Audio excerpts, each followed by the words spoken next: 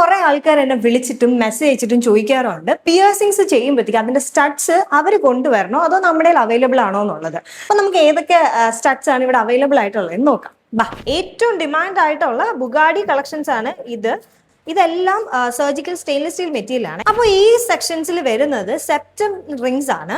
പല മോഡലിലുള്ള collections available ആണ്. നമ്മൾ യൂസ് ചെയ്യുന്നത് സർജിക്കൽ സ്റ്റെയിൻലെസ് സ്റ്റീൽ മെറ്റീരിയൽ ആണ്. അപ്പൊ നിങ്ങൾ ഗോൾഡോ അല്ലെങ്കിൽ വേറെ ഏത് സിൽവർ ഒക്കെ കൊണ്ടുവരുമ്പോൾ അതിന്റെ സ്റ്റെമിന്റെ ലെങ്ത് ഭയങ്കര കുറവായിരിക്കും. അപ്പോൾ കുത്തുന്ന സമയത്ത് ചെറിയൊരു നീര് വരുമല്ലോ, നീര് വരുന്ന സമയത്ത് അത് കയറി ടൈറ്റ് ആയിട്ട് ഇൻഫെക്ഷൻ ആവാനുള്ള ചാൻസസ് കൂടുതലാണ്. അപ്പൊ നമ്മുടെ ഉള്ള സ്റ്റഡ്സ് പിയേഴ്സിങ്സിന് ചെയ്യാൻ വേണ്ടി മാത്രമുള്ളത്. അതിന്റെ സ്റ്റെമിനൊക്കെ നല്ല ലെങ്ത് ഉണ്ട്. ഇത് നമുക്ക് നോസിലും ഇയറിലും ലോബിലും ഒക്കെ യൂസ് ചെയ്യാൻ പറ്റുന്ന ഒരു സ്റ്റാർ ടൈപ്പ് ഡിസൈൻ ആണ്. നമുക്ക് സൈഡ് നോസിലും ഇയറിലും ഹെലിക്സിലും ഒക്കെ ഇടാൻ പറ്റുന്ന റൗണ്ട് ഷേപ്പിലെ ഗോൾഡ് വരുന്ന കളറാണ്. കളർ പോവോ ഇൻഫെക്ഷൻ ആവോ ഒന്നും ചെയ്യത്തില്ല, നമുക്ക് ലൈഫ് ലോങ് യൂസ് ചെയ്യാം. ഇത് ഇയർ ലോബിൽ ഇടാൻ പറ്റുന്ന റിംഗ്സ് ആണ്. ഇതിന്റെ പല സൈസസ് അവൈലബിൾ ആണ്.